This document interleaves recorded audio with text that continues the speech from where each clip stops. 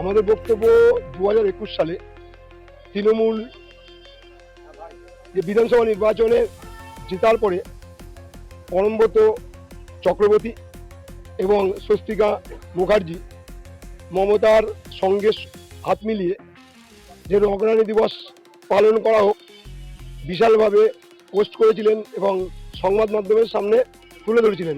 তার সেই পরিপ্রেক্ষিতে আমাদের সনাতন ধর্মের মানুষের উপর সংখ্যালঘুরা বিশালভাবে অত্যাচারিত হয়েছিলেন এবং মারাও গেছিলেন কেউ কেউ। সেই তার পরিপ্রেক্ষিতে আমি আজ সনাতন ধর্ম প্রচার এবং প্রসার সংঘের তরফ থেকে পরমব্রত এবং স্বস্তিকা মুখার্জির বিরুদ্ধে আমরা এফআইআর করতে এসেছি।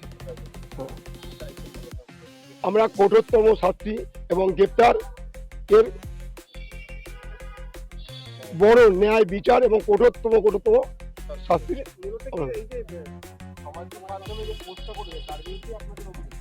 সমাজ মাধ্যমে পোস্ট করেছিল এবং সাংবাদিক বৈঠকও করেছিলেন। উনি যে মমতার সঙ্গে, সেটা সারা দুনিয়ার সাংবাদিক, সারা ভারতবর্ষের লোক দেখেছেন। পুষ্করের বক্তব্য সারা ভারতবর্ষের লোক দেখেছে।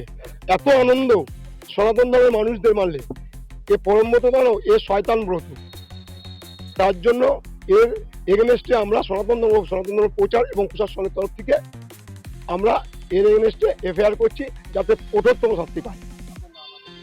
আমার নাম শ্রী হরিচাঁদ বিশ্বাস, সনাতন ধর্ম প্রচার এবং প্রসার সংঘের সভাপতি।